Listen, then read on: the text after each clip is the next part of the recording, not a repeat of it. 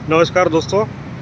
हर walk में wealth talk, ये जैसे हम वॉक करते तो वॉक करते करते थोड़ी सी हेल्थ के बारे में, अपना वेल्थ के बारे में बात कर ले, ये सोच के साथ मैं रेगुलरली आपके सामने आते रहूँगा। यहाँ पे जनरली हम बहुत सारे लोगों के साथ मिलते हैं, तो जो अनुभव रहता है वो अनुभव आपके साथ शेयर करने का इंटेंशन यहाँ पे रहेगा। दूसरा, बहुत सारी लेटेस्ट डेवलपमेंट इंडस्ट्री में होती रहती है, तो उसमें से जो रिलेवेंट इन्फॉर्मेशन है वो आप तक पहुँचे, इसलिए भी मैं कोशिश करूँगा। और थोड़े वेल्थ के बारे में कंसेप्चुअल कुछ बातें हम करेंगे। डाटा वगैरह तो बहुत सब जगह अवेलेबल रहता है, उसके बारे में हम ज़्यादा बात नहीं करेंगे, प्रोडक्ट के बारे में बात नहीं करेंगे, और कंसेप्चुअल कुछ चीज़ें जो है, जो हमारे वेल्थ जर्नी में हमें काम में आने वाली है, उसके बारे में हम ज़रूर बात करेंगे। तो स्टार्ट करते वक्त आज के दिन ही मैं थोड़ा CAGR के बारे में बात करना चाहता हूँ। थोड़ा सा इसका क्लैरिटी हमें आ जाए तो क्या होता है कि हमारी जो अपेक्षा है हम अच्छे तरीके से सेट कर सकते हैं। तो म्यूचुअल फंड में जब आप इन्वेस्ट करते हो तो आपके एडवाइज़र को आप ज़रूर पूछते हो कि मुझे रिटर्न कितना मिलेगा। तो आपको दो तरीके से जवाब दिया जाता है कि आप 5 साल हमें दीजिए, 5+ ईयर आप हमें दीजिए, उसके बाद में फिर आप 12 से 14% या 12 से 15% जो भी है उसके हिसाब से आप रिटर्न एक्सपेक्ट कर सकते हो, ये आपको बताया जाता है। और फिर आपकी वेल्थ क्रिएशन जर्नी चालू हो जाती है। तो हम एक एग्ज़ाम्पल लेंगे जिसमें हम CAGR कैलकुलेट करेंगे, और CAGR हमने अच्छे से नहीं समझा तो हमारे साथ क्या गलती हो सकती है और क्या मिसअंडरस्टैंडिंग हो सकती है और हमारा अनुभव कैसे गलत हो सकता है, उसको भी समझेंगे। इसके लिए 2 एग्ज़ाम्पल हम ज़रूर लेंगे। एक ही एग्ज़ाम्पल रहेगा मगर उसको 2 तरीके से देखेंगे। तो दोस्तों, CAGR कैसे होता है? CAGR का मतलब होता है कंपाउंडेड एनुअलाइज ग्रोथ रेट। तो इसमें सबसे इम्पोर्टेंट ये है कि ये पहले से डिसाइडेड नहीं रहता है कि भाई मैं इस तरीके से ग्रोथ करूँगा। इसमें starting point and and point, यानी फॉर एग्ज़ाम्पल स्टार्टिंग में मैंने 100 रुपीज़ की इन्वेस्टमेंट की और वो 5 साल के बाद 500 रुपीज़ हो गई उसकी वैल्यू। तो ये 2 पॉइंट का वैल्यू मुझे पता है, starting point and and point, और उसका ड्यूरेशन यदि मुझे पता है तो एक फार्मूला यूज़ करके मैं CAGR निकाल लेता हूँ। कंपाउंडेड यानी कंपाउंडेड एनुअलाइज ग्रोथ रेट। इसका मतलब ये हो गया कि 100 रुपये के 500 रुपये 5 साल में हो गए, 100 रुपये के 200 रुपये 5 साल में हो गए, तो ये हर साल क्या रेट से बड़ा होगा ये बताने वाला ही CAGR है। इस तरीके से बड़ा, ये बिल्कुल कंक्लूजन नहीं है, इस तरीके से बड़ा होगा ये अंदाज़ हमें देता है।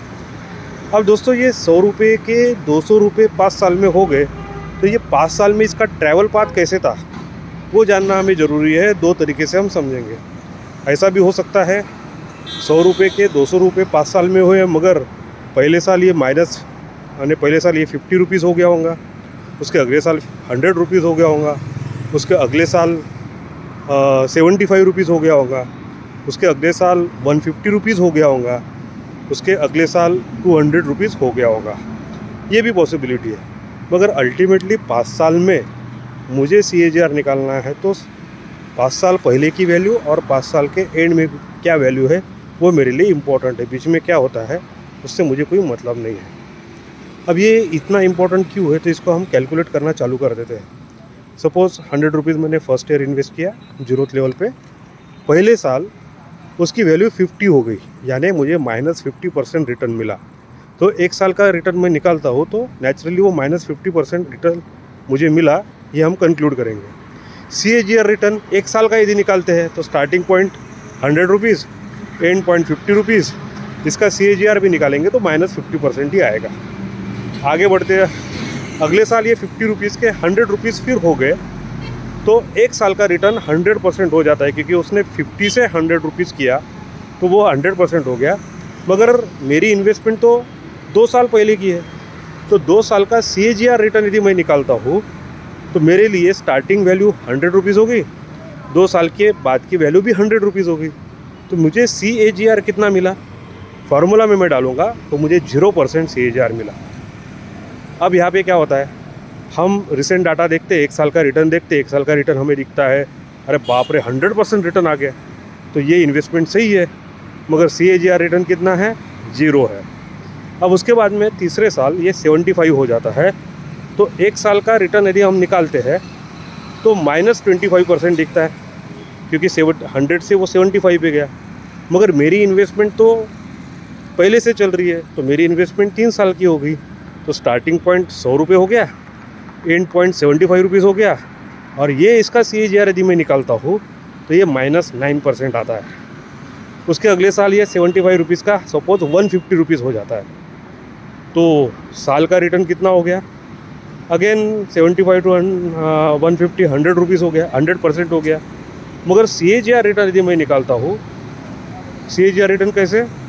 4 साल में 150 रुपीज़, 100 रुपये के 150 रुपीज़ हुए। स्टार्टिंग पॉइंट 100 था, 4 साल के बाद में एंड पॉइंट 150 था। इसके CAGR रिटर्न निकालूंगा तो वो 11% आएगा। उसके बाद में सपोज़ मैं 5वें साल में हमारे पैसे 100 के 150 के 200 हो गए, तो एक साल का रिटर्न कितना आएगा? 33%।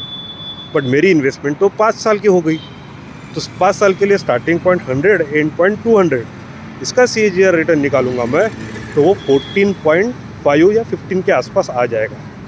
अब दोस्तों यहाँ पे आपको समझ में आ गया कि जब भी हम कोई इन्वेस्टमेंट सिलेक्ट करते हैं, आपके एडवाइज़र आपको कहते हैं कि भाई आपको CAGR रिटर्न 12 से 14% आएगा, मगर आप हमें 5 साल ज़रूर दीजिए, 5 साल से ज़्यादा ही सोचिए, मगर मिनिमम 5 साल दीजिए। तो ये 5 साल दीजिए का मतलब ये होता है, क्योंकि हर साल कांस्टेंट रिटर्न नहीं आएंगे, कभी प्लस कभी माइनस होते रहेगा, और अल्टीमेटली आपको ये रिटर्न 12, 13, 14, 15 के आसपास आएगा। वो एंड वैल्यू पे डिसाइड होगा। अब दूसरा एग्जांपल लेते हैं। उसमें ऐसा हुआ कि सपोज़ 100 रुपीज़ मैंने इन्वेस्ट किया, पहले साल ही वो 200 रुपीज़ हो गया, दूसरे साल 200 ही रहा, तीसरे साल भी 200 रहा, चौथे साल भी 200 रहा, और 5वें साल भी 200 रहा।